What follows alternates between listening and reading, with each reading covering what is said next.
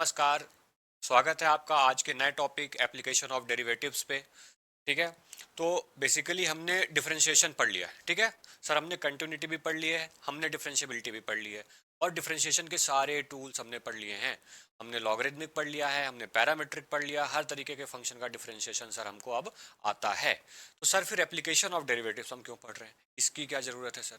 तो basically application of derivatives जो आपका होता है उसको हिंदी में हम कहते हैं अनुप्रयोग। क्या कहते हैं? अनुप्रयोग। ठीक है। अनुप्रयोग का मतलब क्या होता है सर? कि हम उसको यूज कैसे करते हैं। ठीक है। कई बार बच्चों का सवाल रहता है कि सर हम जो है इतनी मैथ्स पढ़ लेते हैं और कॉम्प्लेक्स सिस्टम, कॉम्प्लेक्स फंक्शन विभिन्न प्रकार के पढ़ते हैं, लेकिन हम उनका यूज कैसे करें सर, है ना? हम उनको रियल लाइफ में कैसे यूज करते हैं? क्या वो कभी काम आते हैं सर? हम तो पढ़ लेते हैं, फिर हम जॉब कर रहे हैं जो भी, तो हमारे काम नहीं आ रहे। ऐसा नहीं होता है। ठीक है। जो उस फील्ड में काम करता है, जो जिस फील्ड में काम करता है उसमें सब लगता है। ठीक है। सारे मैथमेटिकल फॉर्मूले, आपका डिफरेंशिएशन, इंटीग्रेशन, सबके एप्लीकेशन है। आप देखो ना, हर चैप्टर के बाद एप्लीकेशन आपको मिलते ही मिलते हैं। ठीक है। ये जो वर्ड प्रॉब्लम वाले क्वेश्चंस होते हैं ना, वो बेसिकली एप्लीकेशन ही होते हैं। ठीक है। तो आपको डेरिवेशन के बाद एप्लीकेशन ऑफ डेरिवेटिव्स मिल जाएगा, इंटीग्रेशन के बाद आपको एप्लीकेशन ऑफ इंटीग्रल्स मिल जाएगा। ऐसे चैप्टर्स आपको मिलेंगे ही मिलेंगे। और इसके अलावा अगर नहीं मिलते हैं तो आपको रियल लाइफ प्रॉब्लम के क्वेश्चंस रहते हैं। ठीक है। कि कुछ मैट्राइसेस में आप देखते हैं कि डिफरेंट टाइप्स के क्वेश्चंस मिलते हैं। ठीक है। जिसमें कि आपको समझ में आता है कि ये रियल लाइफ का है। ठीक है। तो यहाँ पर हमको पढ़ना है एप्लीकेशन। ठीक है। किसके? डेरिवेटिव्स के, डिफरेंशिएशन के, कि क्या क्या यूज होते हैं सर, हम कैसे काम करेगा, कैसे वो होगा। इसको बेसिकली हमारे पास तीन एप्लीकेशन है पढ़ने को। एप्लीकेशन तो और ज्यादा है। डिफरेंशिएशन बहुत पावरफुल टूल है मैथमेटिक्स के हिसाब से या किसी भी चीज के हिसाब से, बहुत ही ज्यादा पावरफुल है। ठीक है। लेकिन हमको पढ़ने के इतने तीन, इसके अलावा दो पहले सिलेबस में और भी थे, उसको हटा दिया गया है। जैसे कि टेंजेंट एंड नॉर्मल करके एक टॉपिक था और एक टॉपिक का नाम था अप्रोक्सीमेशन। ठीक है। अब हमारे पास तीन कौन कौन से हैं? As rate of change, increasing and decreasing function, maxima and minima. ठीक है। अब इनकी जो प्रोसीजर है, ठीक है, इनको जो सॉल्व करने का तरीका है, वो एक प्रोसीजर जो है, जो मैथमेटिकल हम सॉल्व करेंगे वो तो ठीक है, लेकिन सर पहले हम कॉन्सेप्ट को समझ लेते हैं। ठीक है बच्चों। कॉन्सेप्ट को क्यों समझ लेते हैं? कि अगर हम कॉन्सेप्ट को समझ लिए तो फिर प्रोसीजर फॉलो करने में, उसको अप्लाई करने में हमको कोई दिक्कत नहीं होती है। ठीक है। बड़ा ही आसान हो जाता है। तो इसलिए सबसे पहले हमको समझना पड़ता है कॉन्सेप्ट क्या है। तो सबसे पहली चीज आती है एज रेट ऑफ चेंज। तो रेट ऑफ चेंज क्या होता है हमको ये भी जानना है, फिर हमको ये भी पढ़ना है कि इंक्रीजिंग एंड डिक्रीजिंग फंक्शंस क्या होते हैं, और फिर हमें लास्ट में ये भी पढ़ना है कि मैक्सिमा एंड मिनिमा भी क्या होता है और कैसे काम करता है। तो आज के लेक्चर्स में हम क्वेश्चंस और प्रोसीजर से ज्यादा कॉन्सेप्ट पे ध्यान देंगे। पहले हम कॉन्सेप्ट समझेंगे कि कैसे कैसे हमको सेशन का यूज करके इन तीनों चीजों में लगाना है, इन तीनों चीजों में अप्लाई करना है। उसके बाद हम फिर क्वेश्चंस में चलेंगे नेक्स्ट लेक्चर में, और फिर हम जानेंगे कि अच्छा ऐसे ऐसे प्रोसीजर हमको फॉलो करनी है। ठीक है। तो चलो, अभी के लिए तो इतना ही। चलो, अब जैसे एग्जांपल एक लेता हूं मैं, किसका? हमारा रेट ऑफ चेंज का। या फिर सबसे पहले एग्जांपल हम लेते हैं कि एप्लीकेशन क्या है। ठीक है। इसका एग्जांपल हम लेते हैं, फिर हम जब तीनों को पढ़ेंगे, तीनों को समझेंगे, तो उनके एग्जांपल्स हम अलग तरीके से देखेंगे। पहले हम एप्लीकेशन ऑफ डेरिवेटिव का ओवरऑल एग्जांपल देखते हैं सर, कि ये कैसे काम करता है। ठीक है। तो जैसे मूविंग कार है, तो बच्चों हर चीज ना किसी चीज की रिस्पेक्ट में होती है। ठीक है। मूविंग कार का एग्जांपल मैंने इसलिए लिया कि ये समझने में थोड़ा सा ज्यादा आसान है। ठीक है। एक ट्वेल्थ क्लास के बच्चे को बहुत ही आसानी से ये समझ में आ जाएगा। मूविंग कार को जरिए मुझे मेन ये समझाना है आपको, हर चीज किसी न किसी की रिस्पेक्ट में होती है। और डिफरेंशिएशन भी आपने किया है तो आपको पता है कि सारी चीजें हमने रिस्पेक्ट में की है, कि या तो एक्स के रिस्पेक्ट में डिफरेंशिएशन निकाला है, पैरामेट्रिक फंक्शन में हम दूसरा फंक्शन लेते हैं, उसके रिस्पेक्ट में हम डिफरेंशिएशन निकालते हैं। तो मूविंग कार में क्या होता है कि अगर एक कार मूव कर रही है, ठीक है, तो मूव किसको दिख रही है? जो बाहर खड़ा है कार के। ठीक है। उसको लग रहा है कि अंदर जो आदमी बैठा है वो मूव कर रहा है। ठीक है। तो वो उसकी रिस्पेक्ट में वो मूव कर रहा है, लेकिन कार के अंदर ही कोई आदमी बैठा है तो वो मूव नहीं कर रहा। वो उसके लिए बैठा ही हुआ है, उसके लिए वो एकदम स्टिल है। ठीक है। बैठा हुआ दिख रहा है उसको, तो वो उसकी रिस्पेक्ट में बैठा हुआ है, लेकिन जो सामने बाहर खड़ा हुआ है उसके लिए वो मूव कर रहा है। ठीक है। अब मूविंग कार में एक चीज समझो कि हम डिफरेंशिएशन का यूज कहाँ करें सर? ये तो अभी आपने मूविंग कार का रिस्पेक्ट वाला फॉर्मूला बता दिया, लेकिन मूविंग कार का क्या? तो क्या होता है कि हमने बोला कि एक हमारे पास फंक्शन है, सपोज दैट डिस्टेंस फंक्शन है टाइम के रिस्पेक्ट में, इसको हम टी लिख लेते हैं। ठीक है। फंक्शन हमने लिया टी स्क्वायर। ठीक है। ये हमारा डिस्टेंस का है। ठीक है। तो अगर हम इसमें बोलें कि सर पहले घंटे में गाड़ी कितनी, एक घंटे में गाड़ी कितना वो करेगी, तो हमने रखा T is equals to one. यहाँ भी हम टी रखे, वन रखेंगे। वन का स्क्वायर दैट इज एक ही आ गया। ठीक है। एक घंटे में हम 1 किलोमीटर चलेंगे, यहाँ पे किलोमीटर भी लिख। ठीक है। फिर हमने बोला दूसरा घंटा, तो दूसरे घंटे में हम लोग कितने किलोमीटर चल लेंगे? 4 किलोमीटर चलेंगे। और 3 घंटे बाद हम कितना चल लेंगे? ठीक है। तो ये हम सीधा सीधा ये फंक्शन में हमने वैल्यू रखी और हमको मिल गया उसके आउटपुट। ठीक है, फंक्शन ऐसे ही काम करता है, हम फंक्शन से बहुत अच्छे तरीके से वाकिफ है कि फंक्शन के अंदर जब भी हम कोई वैल्यू पुट करते हैं तो हमको रखते हैं तो कोई एक आउटपुट मिलता है। ठीक है, तो हमको हमने 1 रखा तो उसका आउटपुट 1 रखा, 2 रखा तो उसका आउटपुट 4 मिला, और 3 रखा तो उसका आउटपुट 9 मिला।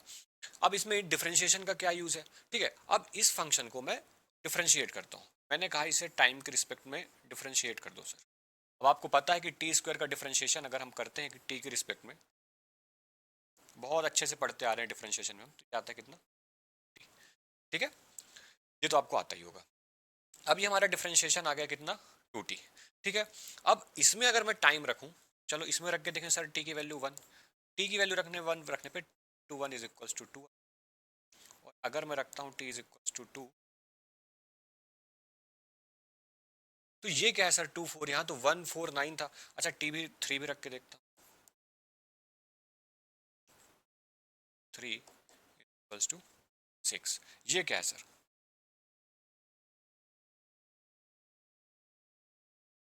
तो बच्चों ये क्या है? स्पीड है। क्या है? स्पीड।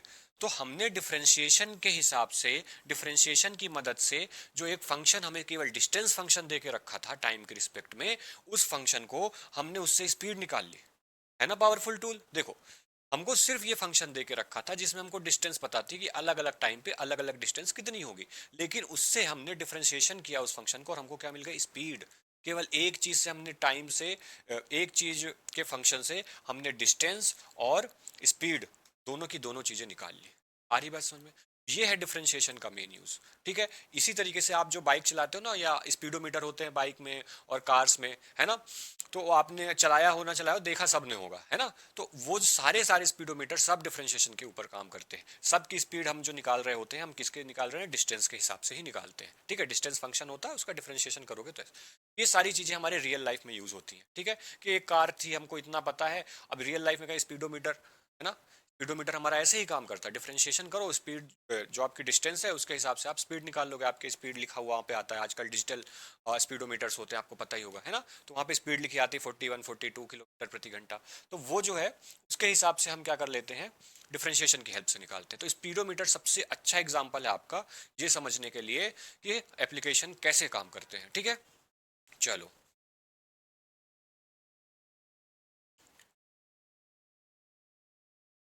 फिर आता है रेट ऑफ चेंज। ठीक है, ये हमने पढ़ लिया एप्लीकेशन। अब एप्लीकेशन में सबसे पहली चीज आ जाती है हमारे पास रेट ऑफ चेंज की। रेट ऑफ चेंज क्या होता है? तो अगर हम इसका बेसिक आइडिया देखें तो हम एक चीज को फिक्स करके दूसरी चीज को किस स्पीड से, किस तरीके से दूसरी चीज में बदलाव हो रहा है, उसी को हम कहते हैं रेट ऑफ चेंज। ठीक है, इसको हम हिंदी में कहते हैं, एक सेकेंड,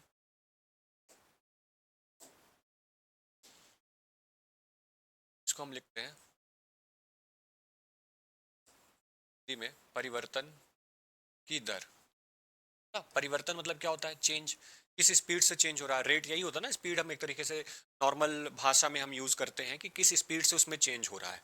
ठीक है, तो रेट ऑफ चेंज हमारा ये दिखाता है। ठीक है, अगर हम इसको मैथमेटिकली देखें तो अगर हम ग्राफ बनाएं किसी चीज का, ये हमारा एक्स एक्सिस है, ये हमारी वाई एक्सिस है, अब ये हमारा ग्राफ है। ठीक है, तो इसमें हम ये देख रहे हैं कि अगर हम x में इतने गुना या इतना ज्यादा चेंज कर रहे हैं, कोई भी एक फिक्स अमाउंट हमने कर दिया कि x में हम इस स्पीड से चेंज कर रहे हैं, तो आप y में बताओ।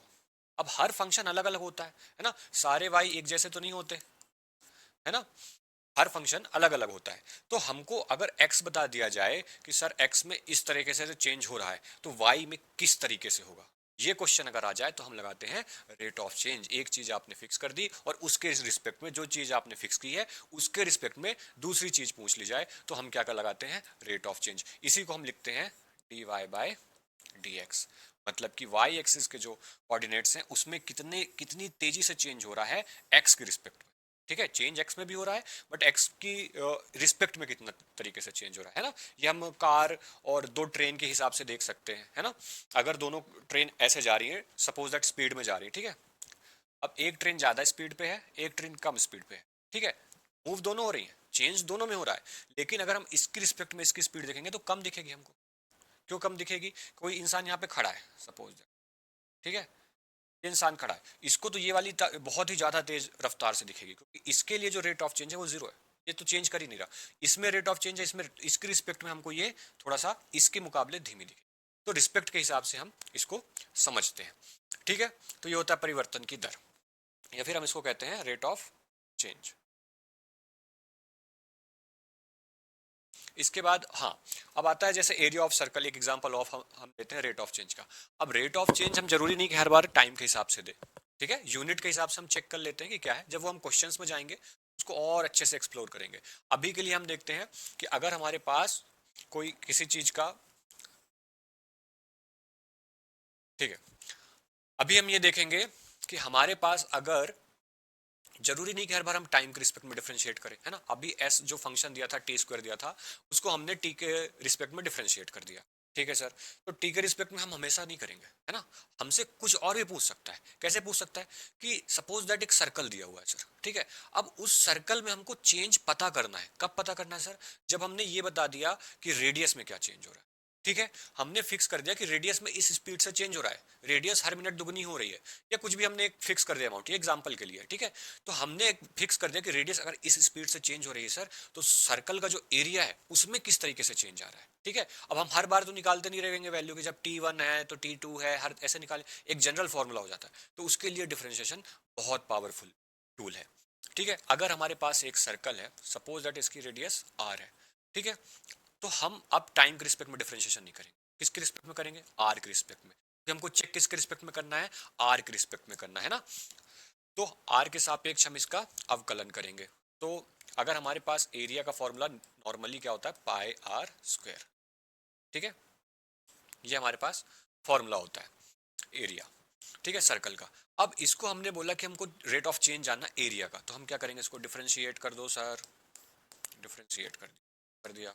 अब आपको पता है पाई कांस्टेंट है, बाहर आ जाएगा, आर स्क्वायर का डिफरेंशिएशन आर के रिस्पेक्ट में कितना होगा? 2r होगा, ये कितना हो जाएगा? I R. अब आप आर को चेंज करते जाओ तो आपको एरिया की वैल्यू मिलती चली जाएगी, ठीक है। अब मैंने बोल दिया कि आर 4, जब रेडियस बढ़ते बढ़ते बढ़ते बढ़ते रेडियस 4 पे पहुंची, तो फिर सर कितना होगा, एरिया कितना होगा? तो हमने आर की वैल्यू 4 रख दो, आपको एरिया मिल जाएगा, ठीक है। तब एरिया की आपको परिवर्तन की दर मिल जाएगी कि क्या किस स्पीड से तब एरिया चेंज हो रहा है। आ रही बात समझ में? तो इस तरीके से हम एरिया ऑफ सर्कल में भी, या हम दूसरे, बेसिकली ये एग्जांपल जो मैंने लिया है ना, ये एग्जांपल ये दिखाने के लिए कि हमेशा हम टाइम के रिस्पेक्ट में रेट ऑफ चेंज नहीं निकालते हैं, ठीक है। हम स्क्वायर में किसी साइड या एज के रिस्पेक्ट में निकाल सकते हैं कि स्क्वायर का एरिया किस स्पीड से बढ़ रहा है, ठीक है। तो हम अलग अलग तरीके से, वो हमें जब क्वेश्चंस के अंदर जाएंगे तो और अच्छे से समझेंगे, ठीक है बच्चों। चलो, तो ये हमारा था बेसिकली रेट ऑफ चेंज का एक जनरल आइडिया। अब आता है इंक्रीजिंग एंड डिक्रीजिंग फंक्शन, ठीक है। तो इंक्रीजिंग एंड डिक्रीजिंग फंक्शन क्या होता है? देखो, इंक्रीजिंग एंड डिक्रीजिंग फंक्शन में इन डिफरेंशिएशन की यूज हुआ क्यों, जरूरत क्यों पड़ी सर? तो होता ऐसा है कि हर फंक्शन को हम ग्राफ बना नहीं सकते, ठीक है। अगर मैं आपके सामने एक ग्राफ बना दूं, ऐसा ग्राफ बनाओ, ठीक है, अब कोई भी 12th का स्टूडेंट होगा वो बता देगा सर कि कब इंक्रीजिंग है कब डिक्रीजिंग है, ठीक है। आपको पता है कि ये फंक्शन यहां से यहां तक क्या कर रहा है? इस कर रहा है, और यहां से यहां तक डिक्रीज कर रहा है। इंक्रीज का मतलब क्या होता है सर? जैसे जैसे हम एक्स में चेंज ला रहे हैं वैसे वैसे वाई में भी चेंज हो रहा है, उसी तरीके से, मतलब अगर हम एक्स में बढ़ रहे हैं तो वाई में भी बढ़ रहे हैं, ठीक है। अगर एक्स का मैं यहाँ पॉइंट लेता हूँ, ये है वाई, तो वाई का ज्यादा है, देखो वाई में भी बढ़े, एक्स में भी बढ़े। और डिक्रीजिंग का मतलब क्या होता है कि अगर मैं एक्स में बढ़ रहा हूँ, एक पॉइंट मैंने यहाँ पे लिया, अब मैं एक्स में यहाँ से यहाँ तक बढ़ा, लेकिन वाई में मैं यहाँ से यहाँ क्या हो गया? पहला पॉइंट हमारा ये घट गया, ये डिक्रीजिंग हो गया। तो हम साफ साफ बता सकते हैं कि सर इस वाले जोन पे हमारा फंक्शन इंक्रीजिंग है, और इस वाले जोन में हमारा फंक्शन क्या है? डिक्रीजिंग है। लेकिन हम हर बार इस तरीके से ग्राफ बनाते तो बैठ नहीं सकते, और अगर ये तो फिर भी चलो हम साइन एक्स का कॉस एक्स का ग्राफ हमारे पास हो जाता है, लेकिन अगर मैंने कोई ऐसा फंक्शन बोल दिया कि ई की power x into tan inverse x upon one plus x square, तो उसका आप ग्राफ नहीं बना पाओगे। बना भी लोगे तो आपको थोड़ा टाइम लगेगा, है ना। आप एक दो पॉइंट निकाल सकते हो, लेकिन उससे ज्यादा आप कितने पॉइंट्स निकालोगे? पूरा ग्राफ बना के आप कैसे इंक्रीजिंग डिक्रीजिंग? तो फिर होती किसकी एंट्री? डिफरेंशिएशन की एंट्री। डिफरेंशिएशन आता है और कहता मैं तुम्हारी इस प्रॉब्लम का सॉल्यूशन देता हूँ। आपको ग्राफ बनाना ही नहीं है, आप सिर्फ मुझे फंक्शन दो, और फंक्शन को लेके ही मैं बता दूंगा कि मैं इंक्रीजिंग हूँ कि डिक्रीजिंग हूँ, ठीक है, ये फंक्शन कैसे काम कर रहा है। तो हम क्या करते हैं? डिफरेंशिएट करते हैं जो भी फंक्शन हमारे रहता है। इंक्रीजिंग एंड डिक्रीजिंग में वर्ड प्रॉब्लम्स कम होती हैं, उसमें डायरेक्ट फंक्शन हमारे पास ज़्यादा होते हैं। और अगर वर्ड प्रॉब्लम है भी तो उसमें हम पहले फंक्शन बना लेते हैं, फिर हम उसे इंक्रीजिंग डिक्रीजिंग से जो हमारे पास टूल है वो लगा के डिफरेंशिएशन का लगा लेते हैं। ठीक है, इंक्रीजिंग डिक्रीजिंग में बेसिकली अगर हम डिफरेंशिएशन करते हैं तो एफ डैश एक्स अगर उसका ग्रेटर देन जीरो आता है तो हम उसको इंक्रीजिंग फंक्शन कहते हैं, और नेगेटिव आता है तो डिक्रीजिंग कहते हैं। ठीक है, अब इस चीज को हम विस्तार से बाद में पढ़ेंगे, इंक्रीजिंग एंड डिक्रीजिंग, एक ये जनरल आइडिया हो रहा है। ठीक है, इसके बाद आती है आपकी बात, सबसे लास्ट वाली चीज वो होती है मैक्सिमा एंड मिनिमा की। मैक्सिमा एंड मिनिमा क्या होता है सर? ठीक है, ये ग्राफ एनालिसिस मैंने आपको बता दिया है। इसके बाद आती है बात किसकी? मैक्सिमा एंड मिनिमा की। मैक्सिमा मिनिमा होता क्या है सर? मैक्सिमम मिनिमम वो अगर आपको पता चल जाए कि किसी फंक्शन की, अगर मैं केवल मैथमेटिक्स को उससे बता रहा हूँ अभी पहले, फिर आपको रियल लाइफ में लेके चलता हूँ। अगर मैं मैथमेटिक्स के हिसाब से बताऊं तो कोई फंक्शन दिया हुआ है, ठीक है, अगर वो फंक्शन की वैल्यू सबसे ज्यादा जो होती है वही उसकी मैक्सिमम वैल्यू कहलाती है। नाम से ही पता चल रहा है, मैक्सिमम मतलब अधिकतम, सबसे ज्यादा। जहां पे जिस पॉइंट पे उसकी वैल्यू सबसे ज्यादा होती है उस पॉइंट को हम मैक्सिमा कहते हैं। ठीक है, और जिस पॉइंट पे उसकी वैल्यू सबसे कम, न्यूनतम, मिनिमम होती है, उस पॉइंट को तो हम मिनिमम, उस वैल्यू को तो हम मिनिमम वैल्यू बोलेंगे, लेकिन उस पॉइंट को हम क्या कह देते हैं? मिनिमा कह देते हैं। ठीक है, इसके अंदर भी जो विस्तार से चीजें हैं वो हम बाद में समझेंगे। एक जनरल आइडिया मैं आपको दे देता हूँ। अगर ये फंक्शन है, ठीक है, अब ये यहाँ पे जो है इसकी मैक्सिमम वैल्यू है। ठीक है, सपोज दैट ये साइन एक्स ग्राफ है, ये वन है और ये माइनस वन है। ठीक है, अब इसकी मैक्सिमम वैल्यू तो वन है और मिनिमम वैल्यू कितनी है? माइनस वन है। लेकिन ये जो पॉइंट है, जो पॉइंट है, ये क्या कहला जाता है? ये पॉइंट कहला जाता है मैक्सिमा, और ये पॉइंट क्या कहला जाता है? मिनिमम, सबसे कम। ठीक है, तो इस तरीके से ये काम करता है। इसके क्या प्रोसीजर होती है, ये कैसे फॉलो होता है, इसमें क्या टूल्स लगते हैं, आगे पढ़ेंगे। लेकिन अभी एक जनरल आइडिया देने के लिए मैं आपको एक एग्जांपल देता हूँ। ठीक है, बढ़िया सा एग्जांपल देखते हैं, एक मजा आएगा। ठीक है, प्रॉफिट एंड लॉस एनालिसिस सबसे ज्यादा यूज होता है मैक्सिमम। सही बता रहा हूँ, विश्वास मानो। कोई भी ऑर्गेनाइजेशन, कोई फर्म जो आज काम कर रही है, एक्चुअरीज का काम होता है, बहुत सारा काम रहता है इन लोगों को, तो उन कामों में सबसे ज्यादा यूज होता है प्रॉफिट एंड लॉस वाला। कैसे सर? ये क्या करते हैं, प्रॉफिट एंड लॉस का एक फंक्शन बनाते हैं। ठीक है, कि प्रॉफिट इस तरीके से हो रहा है या लॉस इस तरीके से होता है।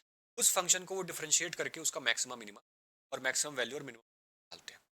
तो जो डेटा होता है ना, जो फंक्शन बनता है, वो सबसे कम डेटा रहता है, और उस डेटा से इतनी बड़ी चीज निकाल लेना कि आपको सबसे ज्यादा प्रॉफिट कब होगा और सबसे मिनिमम, सबसे मतलब ज्यादा लॉस कब होगा, ये दो चीजें निकाल लेना केवल डिफरेंशिएशन कर सकता है। अब समझ लो डिफरेंशिएशन कितना पावरफुल है ना? क्योंकि उसके अलावा मैं जब भी वर्ड प्रॉब्लम अभी अगर हम पढ़ते हैं, जब क्वेश्चंस कराऊंगा, तब आप देखोगे कि वर्ड प्रॉब्लम में ऐसे क्वेश्चंस हैं कि उनको मैं बिना डिफरेंशिएशन के बोल दूं तुमसे कि कोई भी दूसरा टूल लगा लो, मैथमेटिक्स का, स्टैटिस्टिक्स का, या कोई भी दूसरी विधि आप यूज कर लो, मेथड यूज कर लो, आप इतनी जानकारी नहीं दे सकते जितना आपको डिफरेंशिएशन देता है। क्यों सर?